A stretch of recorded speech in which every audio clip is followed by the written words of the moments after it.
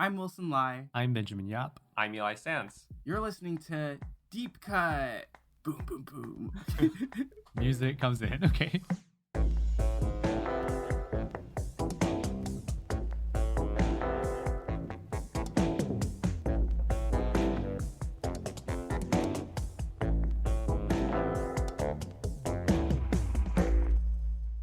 Typically on a podcast, we'll discuss either a director's most well-known movie or a personal favorite chosen by one of us. But today we're welcoming a very special guest who has brought her own deep cut pick.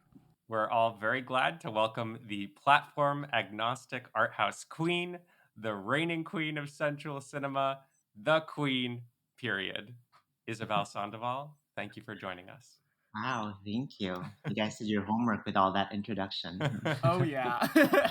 To listeners who might not know her, Isabel is the Filipina director of 3 independent feature films, Señorita from 2011, Apparition from 2012, which are both currently streaming on the Criterion Channel, Lingua Franca from 2019, and now the short film Shangri-La, made by the Miu Miu short film series Women's Tales. Isabel is bringing sensuality back to the movies. She also recently was announced as the recipient of the Gallica Trailblazer Award. Yay. Yay! Very, very honored for that one. Your choice for today was Eliza Hittman's debut feature, It Felt Like Love. Mm-hmm. Do you want to maybe talk a little bit about your connection with the film and why you picked it? You know, Eliza Hittman's It Felt Like Love, which, as you'd mentioned, was her debut feature, really stuck with me because it's such an intimate and vulnerable and sensitive depiction of adolescence, especially female adolescence in particular. And I know that's become her signature theme that's consistent through all her 3 features, like Beach Rats and most recently, and the film that really won her much deserved wide acclaim, Never, Rarely, Sometimes, Always. Another thing that's remarkable about that film for me is how tactile and subjective and sensorial, It Felt Like Love is. It's a lot of close-ups of faces and hands and bodies that doesn't feel exploitative, but it really puts you in kind of the perspective and the point of view of Lila, the protagonist of It Felt Like Love, and how she was experiencing the world at this very crucial and very pivotal moment of her life as she reaches the cusp between girlhood and womanhood. That's pretty much what Eliza's films have been about. What seems like, from in the bigger picture, or at least how Hollywood movies tend to depict this coming of age moment, almost always from a very distant, emotionally distant and impartial point of view, like in the hands of a filmmaker like Eliza Hittman. This moment feels so paramount and monumental and cataclysmic in a sense. It really puts you into the mindset of the character. And that's what I love about her films. It's like you're not watching a film, but you're experiencing the world of her characters through their own eyes. Wow, that was so beautifully put. Yeah, very well put. I feel like the podcast is done. Thanks for listening. I assume that you had seen this multiple times. What was your first encounter with It Felt Like Love? I first saw it, I think, 4 or 5 years ago, and I was just really blown away because of how it's a movie not necessarily about plot, or narrative drive, but it's about a feeling. Mm. Perhaps the reason why the film really resonated with me at that time was because I was also undergoing my gender transition. And in a way, even though this is about a coming of age of a cisgender girl, I connected with the feeling and I guess her sense of vulnerability and wanting that kind of heterosexual male attention. Yeah, what appealed to me was how real and honest it was about this burgeoning sexuality of this girl.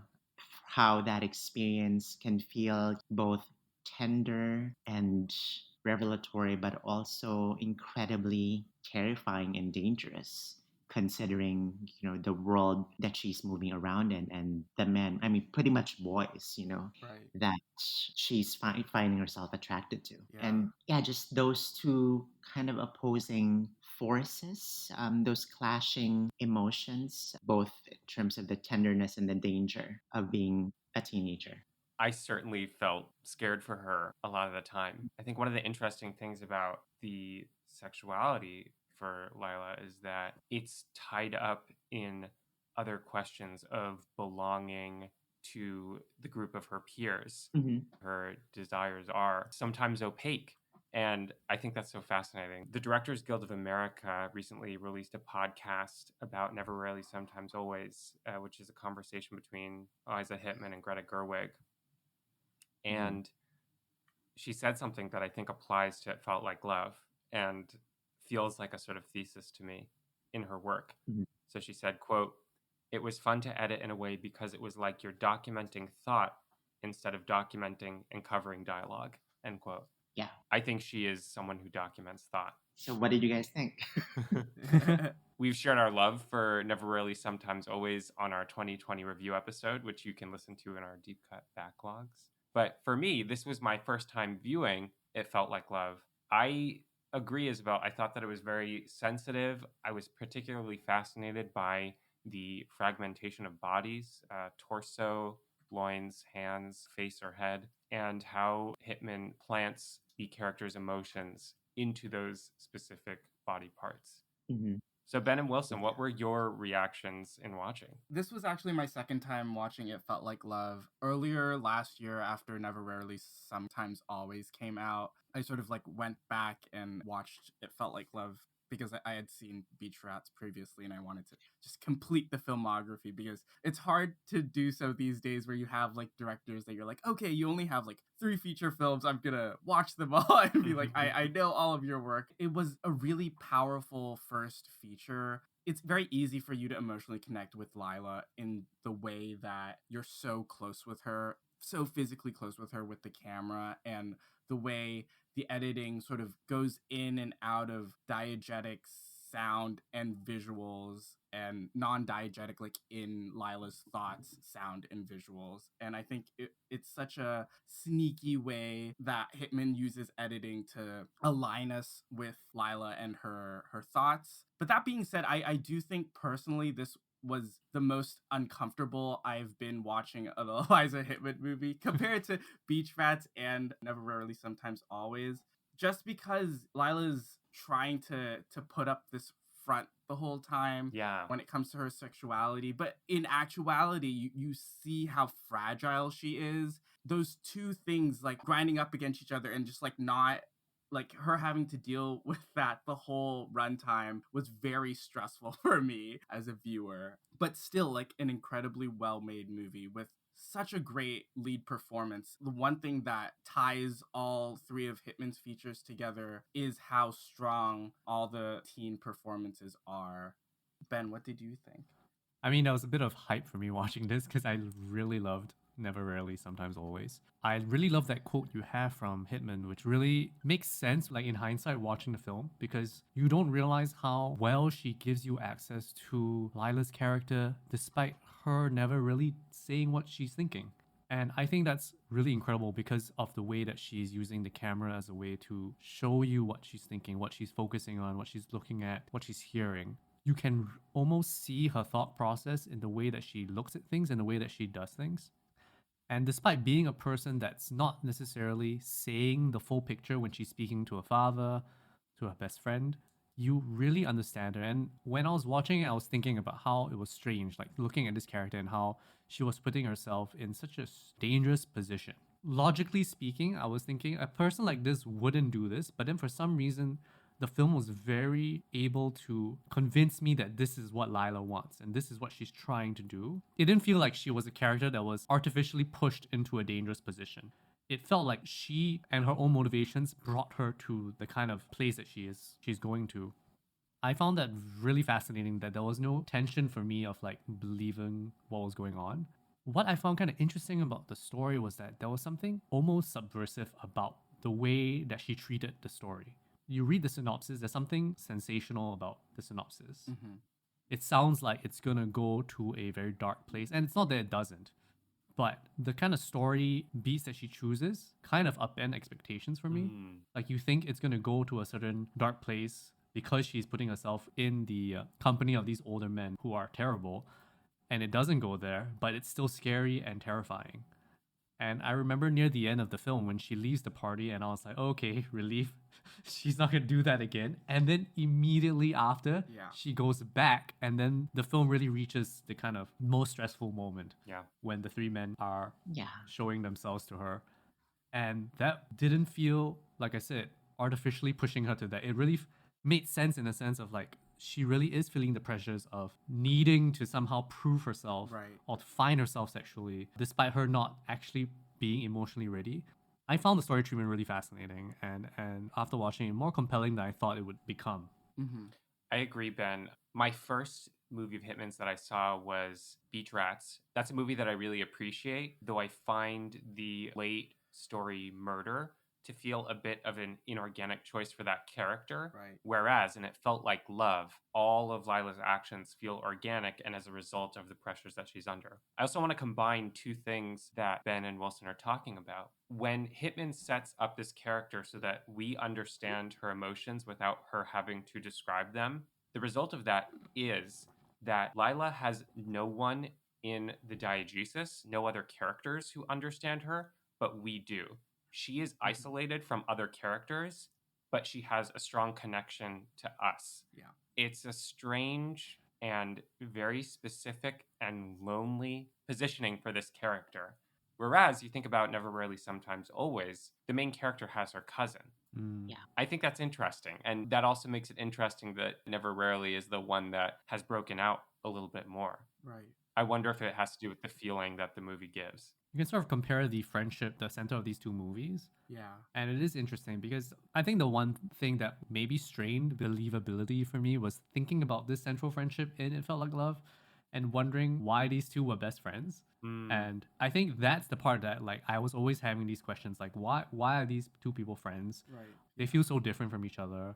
They don't seem to have that many things in common. Yeah. But maybe you don't have to answer the question. Like maybe it's just like a friends of convenience thing of growing up together. Yeah, well, that's what I was thinking, right? Because like you at around that age of your early teens, your friends are those people that you just see all the time. It's just a friendship out of convenience. Yeah, that you've kind of glommed onto. Yeah. And then puberty starts to test those bonds. Have you guys, I wonder, have you seen Fat Girl by Catherine Breillat? I haven't. It's on my radar. Have either of you seen it, guys? I have not. No, I have Oh, not. tell us a bit about it, Isabel. Tell us about it. Yes. Yeah, also this kind of very almost microscopic and incredibly frank portrait of female adolescence. It's by this French director. Between Fat Girl and It Felt Like Love, they kind of feel like spiritual cousins, so to speak. Mm. Although I would say that Fat Girl might be a little more cynical. It has a much grislier ending. Yeah, Oh. that's what I've heard. That's what's sort of scaring me from from tackling that film. Yeah. But just watching maybe a scene or two of Fat Girl, you can already tell that this director has a very, very striking, voice Mhm. and directorial sensibility. These two films are kind of what I would have aspired to make as an emerging filmmaker, just because of how kind of candid and raw and unfiltered they are about the insecurities and the fragilities that come with being a teenager. Right. And it's also, I think, a very perfect first film. I wouldn't call it like a perfect film, but it's an excellent first feature in that it illustrates what would become the style and the narrative obsessions and fixations of a director like Eliza Hittman. Like even the opening shot of Lila against the crashing waves, Yeah. these are images that get echoed in, say, Beach Rats, Mhm. and they're also pretty much set in the same neighborhood in Brooklyn. Yeah. I feel like a first feature film, when it's made with complete creative control and autonomy, is already the best indication whether you're working with a filmmaker with considerable talent. a filmmaker that you have to pay attention to. For instance, I just saw Blood Simple by the Coen brothers for the very Right. first time Yeah. 2 weeks ago, and you get that feeling of exhilaration. This is a young, hungry filmmaker that's taking a lot of risk and really experimenting with the form and the craft. And in a way, like that's how I felt with It Felt Like Love, although it seems a little more low key Yeah. in that regard, but she is definitely making some bold, I think, aesthetic choices that really stuck with me, Yeah. or at least that felt different from what other contemporary American filmmakers are doing. Definitely. It feels like confident filmmaking. It feels like someone who has been doing it for quite a few years and knows what she's doing with the camera and with like her sound design choices. It's never unsure. Yeah, like you said, very bold choices. I think it takes a lot of confidence to try and tell a story without quote unquote saying so much, like really doing the showing rather than telling kind of thing. Because there's always that worry of the audience not understanding, right? And that's why Hollywood tends to spoon feed the audience, right?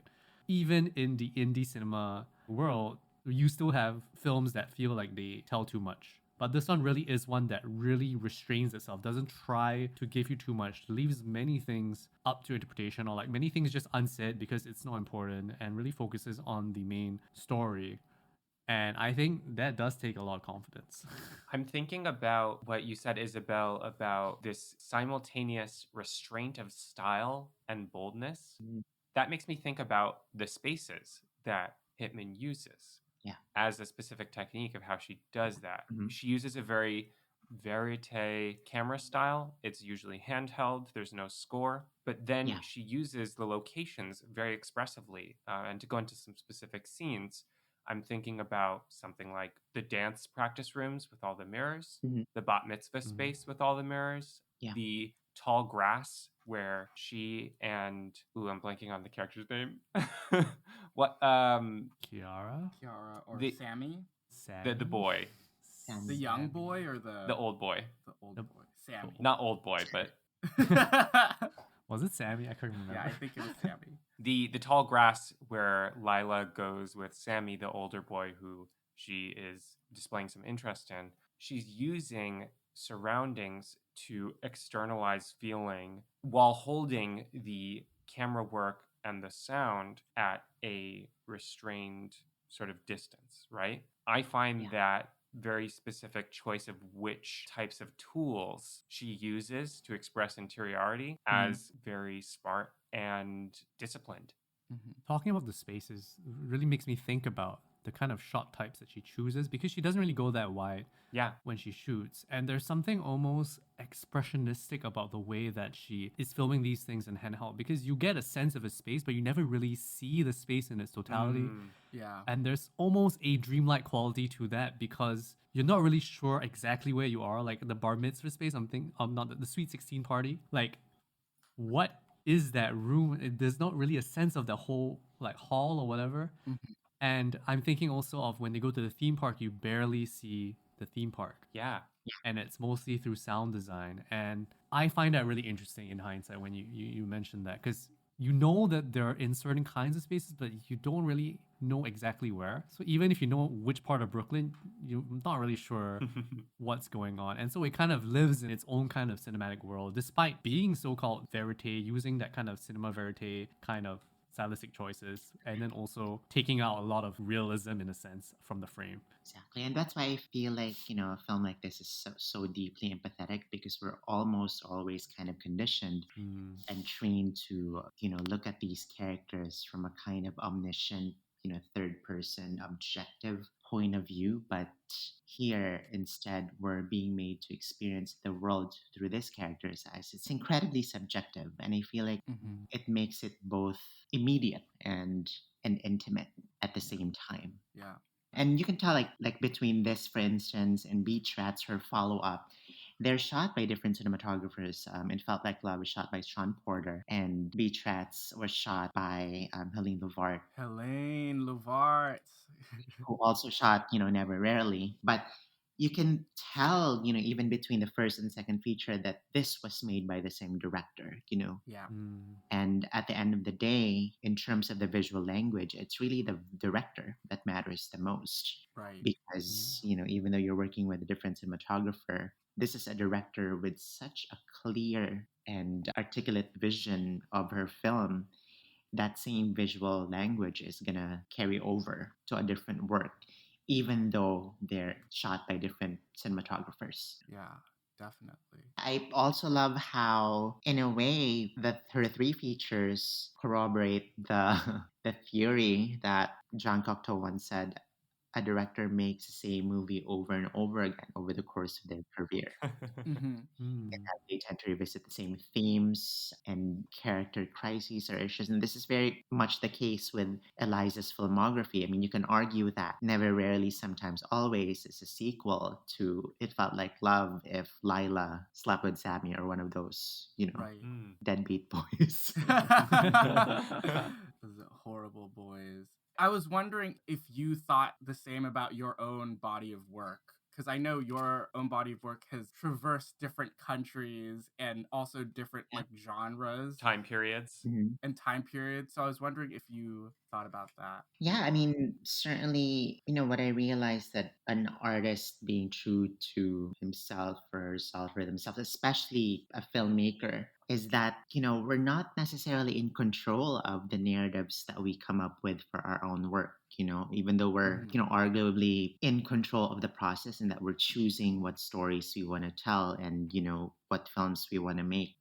The kinds of stories that we do get drawn to or gravitate towards are kind of something from our subconscious, and that they just emerge. Like with my three features from Señorita, Apparition, Lingua Franca, even though they're set in completely different time periods, different countries, and different main protagonists. Like, for instance, in Señorita, my protagonist is a trans sex worker. In my second feature, it's cloistered Catholic nuns. Yeah. Like the furthest you could be. Yeah. Night and day. But I feel like these are all women with secrets. And also, specifically, these are women who are forced to confront or grapple with incredibly private or personal dilemmas within the context of a fraught socio-political setting or milieu. Mm-hmm. And this wasn't something conscious that I did by design or by definite intent when I was coming up with these stories. These were just stories that somehow crossed my mind. And now that I've made all three and stepping back from them and trying to view my body of work from a distant, impartial eye, this is kind of the pattern that emerges. Mm-hmm. And that's also something that I'm noticing in my upcoming feature, Tropical Gothic, as well. Besides those two things that I pointed out about women with secrets and making personal decisions in problematic or fraught social contexts, there's also the idea of characters navigating two different worlds. Like with Señorita, since that's essentially a noir film, it's a woman who's trying to leave her past behind and start a new life in a quiet place. Right. But then inevitably her past catches up to her. With Lingua Franca, it's about this facade, or Alex not being aware that Olivia's trans, Mm-hmm. and eventually, realizing that she is. So the characters trying to navigate these two different realities, so to speak. And that's also the case with Tropical Gothic, in that the main character, who's a native Filipina priestess, decides to pretend, to be possessed by the spirit of her Spanish master's dead wife. That's Yeah. fucking incredible. That's it. You just sold me. You can't see the three of us on the video call, but all of our jaws dropped when you said that. Oh my gosh. That's I want to watch that right now, please. Yeah, and so it's kind of like, for me as an artist, just noticing and observing myself and my own creative process as if I was a third person, and just how fascinating that is to me. I know that sounds weird, like I'm observing myself, but especially now that Lingua Franca has been received quite warmly, and now I'm really getting a foot into the industry, I'm also wanting to be careful about making choices in my career that allow me to continue evolving and growing as an artist, Yeah. and being true to the art, and not just necessarily make product, or content. Right. for studios, but at least really make work that allows me to put my creative imprint on them as an artist. That makes perfect sense. If I may be so bold as to offer another Mhm. through line that I see in your movies, Okay. you were talking earlier about how Hittman focuses on the need for guidance in her main characters. Hmm. In your main characters, Isabel, I see a depiction of strength and boldness and Hmm. independence. And I think about, I don't want to spoil the ending of Lingua Franca for anyone who hasn't seen it yet, but I think the little epilogue on there made me feel reassured. That feels important to me. And I was also just sort of thinking about that distinction going into this episode where we're talking about Hittman's work, and I assume we would be talking about your work too. Yeah. Boldness and strength are important qualities in your main characters.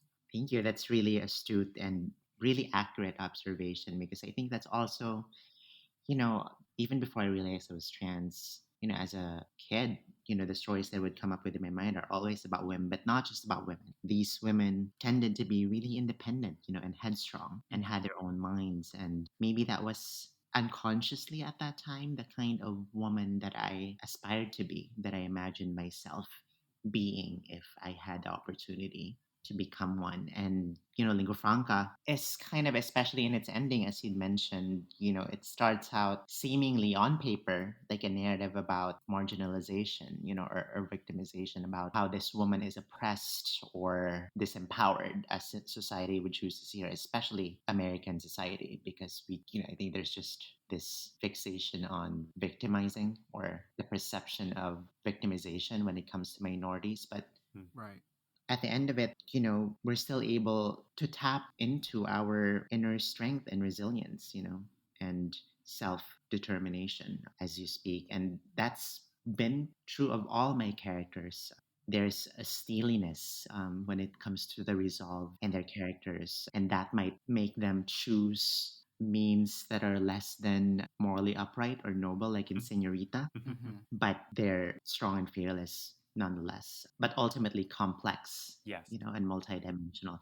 And I know I already talked about it quite a lot in that film comment podcast, but I think it was really, Jane Fonda's character include Brie Daniels in both the writing and her really, I feel like I'm using Twitter speak, iconic. So fine. Yeah, that kind of gave me a roadmap, Yeah. and a path. Like, this is a possible woman. She's kind of been my North Star in that sense. Wow. I think a lot about Klute also in the context of which characters get to occupy the soundscape. Mhm. Jane Fonda's character, Brie Daniels, has these extended and really wonderfully written and performed dialogue sequences with her therapist where she gets to Yes. explain her emotions and her feelings and her experiences. Yeah. Donald Sutherland, the title character of the movie, is pretty stoic and silent. And I know which half of that movie I'm more fascinated by. It's Jane Fonda's. She gets to show, again, both her tenderness and her strength. Exactly. And, like both It Felt Like Love and Clute at the time it came out, I feel, showed us portraits of women that we are not used to seeing, especially with Jane Fonda at that point in her career, having come out like just 3 years prior. She did Barbarella, Right. Roger Vadim, and this one where she's completely, just eloquent and fierce. And this is the complete opposite of her kind of rom-com persona, Mhm. just a decade prior. And how seemingly modern the portrait is, that wasn't afraid to plumb into the darkness and the depths of this complicated woman.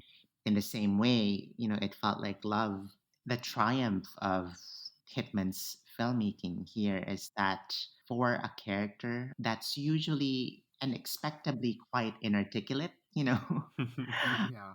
we're really able to occupy in a way her consciousness and experience the world that way and feel the world, just because of how tactile the shots are. We can feel the hand kind of touching and grazing the skin Mm.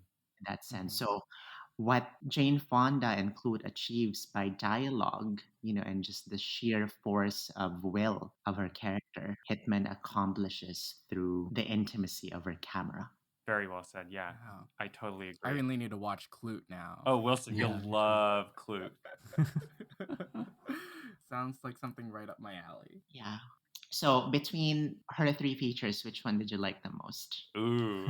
Oh, I haven't seen Beach Rats, so for me, it's never rarely, sometimes always. Okay, Beach Rats is the hottest though. for me, it's Beach Rats because it is the hottest film. That's Okay, so maybe I should watch that. Mine, I would have to say never rarely, sometimes always. Actually, at this point, I want to bring in another quotation from Eliza Hittman from that same DGA podcast interview, because I think it captures for me what I enjoy the most about all three of her movies, and in particular, never rarely. So she says to Greta Gerwig, quote, "The key to a successful movie is having a really incredible AD, assistant director, who will work with you to protect and prioritize the performances," end quote. Protect and prioritize the performances is like such an incredible phrase, Yes. and it absolutely applies to her work. She is so in touch with her performers, and that just makes you feel connected to them, as we've been saying, without the need for dialogue or explanation. She Yeah. creates such an intimacy and honors the people in her movies. Yeah. I feel like watching It Felt Love made me feel like I need to revisit Never Rarely, sometimes always, because it felt like love. Not that it's a bad thing, it feels less complete in a sense, right? It feels a little more skeletal as a story, whereas Never Rarely, sometimes always bowls you over with the central friendship, the main character struggle when she's trying to get an abortion. There's so much going on that I never, when I first watched it, and it being my first Hitman, I never really stopped to really think about like what is she doing. I wasn't really watching it with like my filmmaker like glasses on. I was just watching it as a viewer. right. But then with It Felt Like Love, I watched it with the filmmaker glasses on and started seeing all these small things, and I felt like I saw a lot of tiny performative moments that I was a little struggling to think about whether I saw those moments in Never Rarely. Yeah. And the thing that I remember is this little thing that Lila keeps doing, which is her hair, and she keeps pushing it behind her ear. And it seems like such a non thing. It's just because her hair is messy and she's tied it up kind of messy and she has bangs. But she's always kind of pushing her hair out. And for some reason, that repeated action and almost like a motif for me, I don't think I'm reading too much into it, but like every time I see her do it, it reiterated how premature her development is emotionally in this time of her life. Because there's something kind of not innocent, but just young feeling about that action and about that choice of making her hair that way, of her wearing the swimsuit all the time, that really felt like little details and little choices that Hittman had chosen to really push this character as a real human being Right. on the screen. And I really want to think about how she's doing that with the two characters in Yeah. Never Rarely as well. Well, I feel like it's a little different because with Never Rarely, sometimes always, you have these two characters that are sort of like thrown into this new environment versus It Felt Like Love and Beach Rats, where you sort of like follow a day to day and like what feels natural for these characters to be doing. So then it would feel more like lived in and naturalistic, like their actions that are taken by the characters. Oh, so you're saying because Never Rarely has that kind of strong sense, it's almost like a strong plot. in Yeah, like a sense, because plot there's pull. Yeah. right, there's a goal. Ah, Exactly. okay. Yeah, I see. Yeah. But I mean, It Felt Like Love has a plot goal. Like it's kind of a character goal. Yeah. Maybe not the best one for Yes. Maybe not. Ben, you bringing up the swimsuit reminds me of something which I wanted to toss out there. There's a photographer named Renika Dijkstra who is well known for this series of photographs that had an exhibit at the Guggenheim a number of years ago.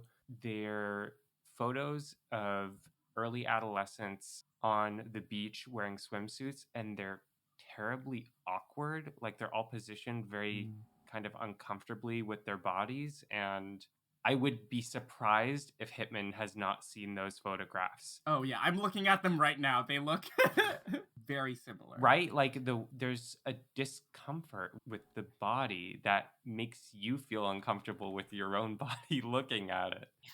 Wait, I need to look at these. Isabel, I was wondering, because you chose to set Lingua Franca in Brooklyn, I was wondering if you took anything from Hittman's movies as like tips about shooting in Brooklyn, or like the story that you were telling. I think my decision to choose, Brighton Beach and Coney Island as Right. the setting for Lingua Franca has more to do with James Gray. James Gray's work. Mm-hmm. An influence on me, like specifically Two Lovers with Joaquin Phoenix and Gwyneth Paltrow that was set in Brighton Beach. Mhm. Also, have any of you seen that? I've only seen Ad Astra and The Immigrant. Oh, Yeah. I've seen those two, and then like he did the Lost City one, right? Yes. Yes. yeah, I saw Lost that City one. of Sea. Yeah. Yeah, it was more a very mild homage to James Gray's work set in Brighton Beach. And that's kind of like, both reserved but also quite lush and romantic. Yeah, and I lived in Brooklyn until June last year, and it's so fascinating to me how in Brooklyn, each ethnic community slash neighborhood has their distinct personality and character over there. I mean, Mhm. where I was living in Crown Heights, which is like a more hip, gentrified neighborhood in Brooklyn, we're surrounded by Orthodox and Hasidic Jews, the West African slash Caribbean community. And just half an hour south of me by subway, there's Brighton Beach, which is Russian Jewish and also has a really, really unique character to it. It's like being in a different country Yeah. and time period, so to speak. Mhm. So it's more James Gray, but Eliza Hittman's work left in a perhaps unconscious imprint on me because now I'm also realizing that Lingua Franca is in certain scenes quite tactile and intimate and really Mm-hmm. puts you in the mindset Definitely. Yeah. and the consciousness of this character. I would call both It Felt Like Love and in certain passages in Lingua Franca impressionistic because it's not like an objective omniscient document or chronicle of these characters and their worlds, but they're very subjective. It's very emotional. Like Lingua Franca is a romantic drama that's tinged in an ease and anxiety. Mhm. And that passage, and It Felt Like Love, I would call it maybe the climactic passage where she's there with us, those three boys Yeah. are some of the most, for me at least, the most emotionally tense Mm-hmm. and terrifying moments for me in cinema, especially because I was truly empathizing with Lila, at that point. Yeah. And that's the power of filmmaking at its purest. I know I asked you guys earlier what your favorite Eliza Hittman movie is. And for me, and this is kind of my general answer, I prefer first films. And Mhm. this is very much the case as well with Eliza. I mean, never, rarely, sometimes, always is an incredible piece of filmmaking. But I tend to be biased when it comes to first films because I feel like they're the rawest and purest and most uncompromised expressions and articulations of a filmmaker's ideas when they're just trying to make films with complete freedom Yeah. and they're taking a lot of risks and not necessarily making films that would have designed to appeal to a broader slash more commercial audience. It's like this filmmaker's id manifested rather Mhm. than being sanded down to accommodate commercial interests. And I'm not saying that never, rarely, sometimes, always feels that way. Right. Eliza Hittman is still very much a kind of pure auteur, so to speak, Mhm. like Claire Denis, Lucretia Martel, Right. etc. But here, Mm. what people might consider like flaws or imperfections in the storytelling, the idiosyncratic choices that are made here feel purely Eliza, and that's the kind of candor and honesty I would like to see in a filmmaker's work. Just the audacity of making films for their own edification and gratification. Do you think about your own work that way? Like, do you think of Señorita in that way too? Like it being your first feature, having that special place, like as a filmmaker rather than as somebody watching them. Yeah, I mean, I think a few years after I made Apparition, it was kind of like, oh my God, Senorita makes me cringe. There was like few Yeah, years where famous. I Yeah. could not allow myself to sit through that movie again. I think it's also because I transitioned and like, just hearing my voice in Senorita, I was like, my God, my Mhm. voice is so low. But, now I've kind of become fond of it again. It's come back around. Yeah, it's part of my growth and evolution as a filmmaker. Like this is where I started, and as with it felt like love, although in a very different way. It felt like bold and uncompromised. That I was kind of just not kind of skimping on my ideas. I was trying out ideas that inspired me, and I was shameless about the influences that I had in making in making that film because I didn't go to film school. So Mhm. my film school was really just watching works of world cinema. I remember telling my musical score, I want the score for Señorita to sound exactly like In the Mood for Love. Which, if you'd noticed, Yeah. kind of Yeah.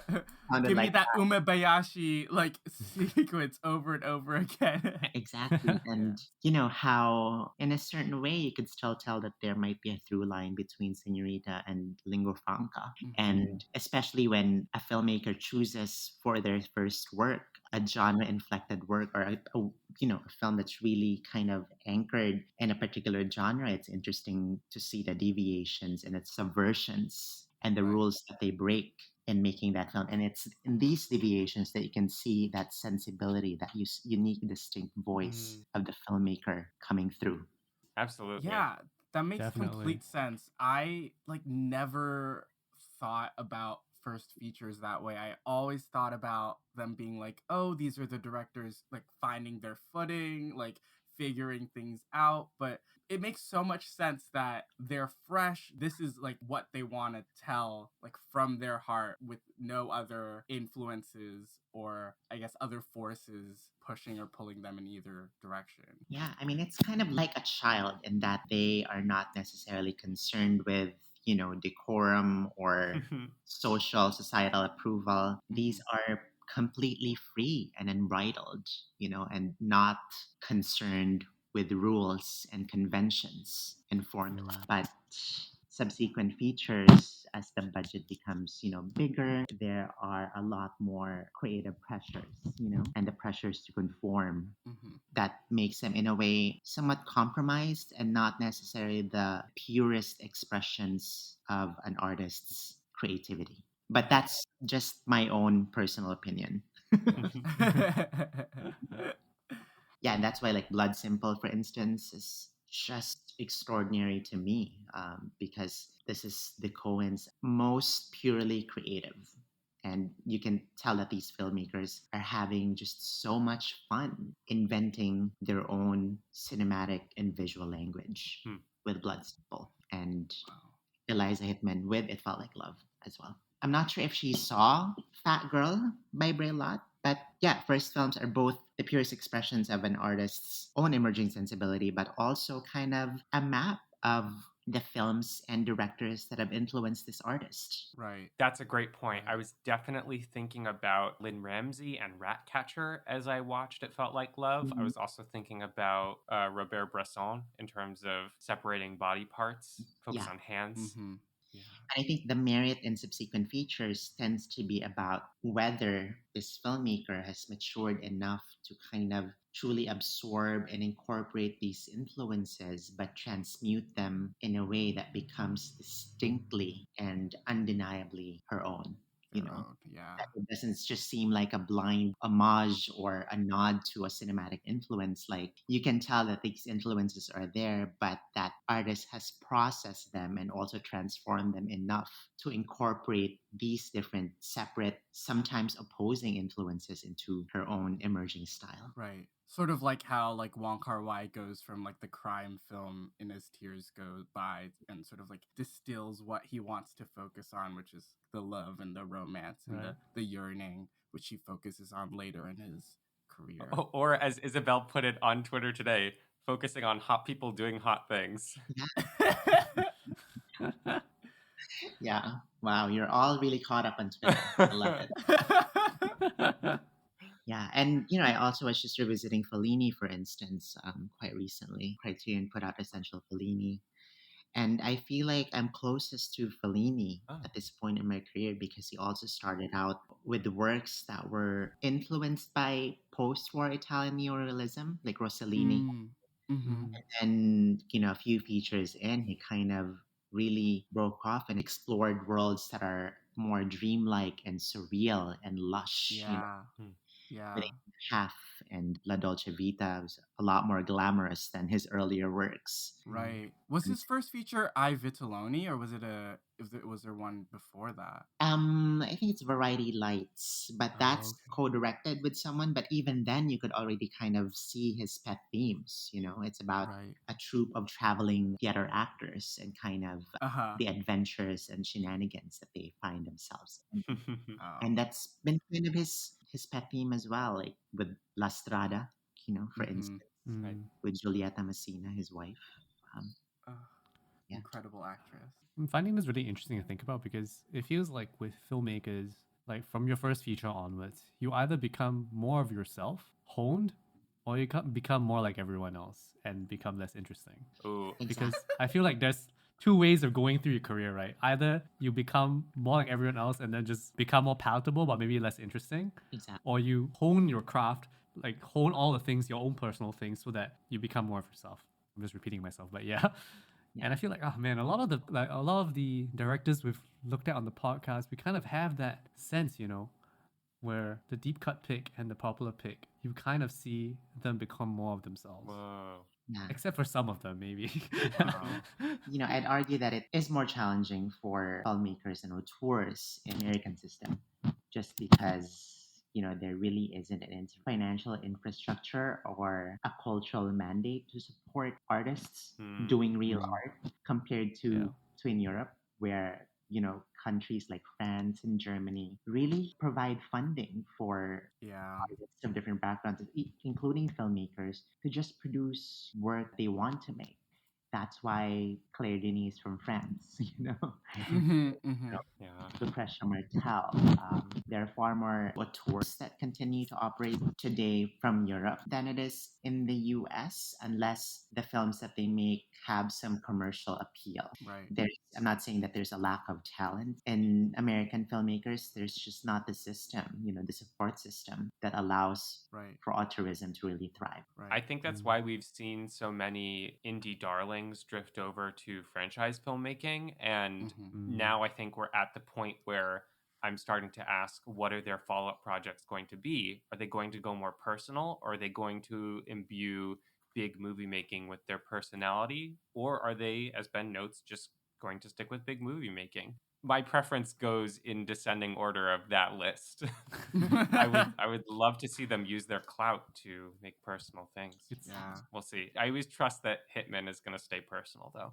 I think I can count on that. Yes. Yeah, I'm very, very thrilled that Never Rarely, Sometimes Always broke out, as big for Eliza as it did, because I really do consider her one of the major American, contemporary American filmmakers that we have. And her latest film has elevated her status to that of a true auteur, that she can definitely attract high profile talent Mm-hmm.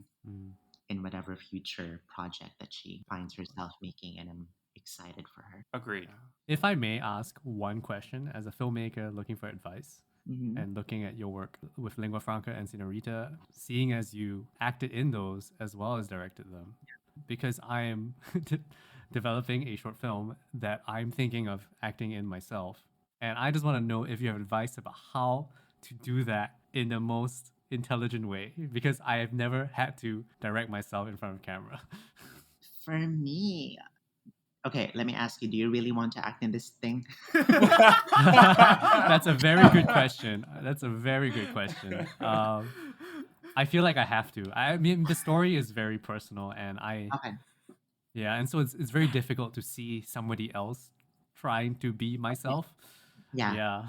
I think, for me, just because I also felt that it was right for me to Mm, act in the film, and I knew that, as a writer director, the main protagonist of my film will somehow be an alter ego or kind of a psychological double for me. So it felt organic for me to play that role.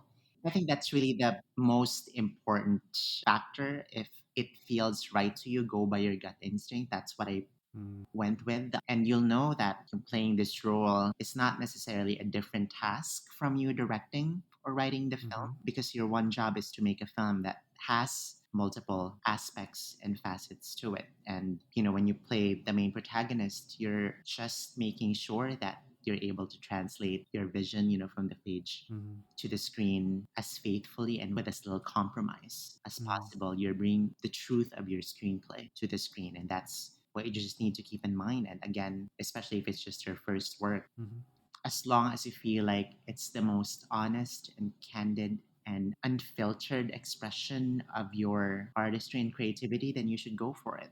I think the reason why ultimately, despite its flaws, Señorita came out feeling like a bold, idiosyncratic work is that I believed in myself.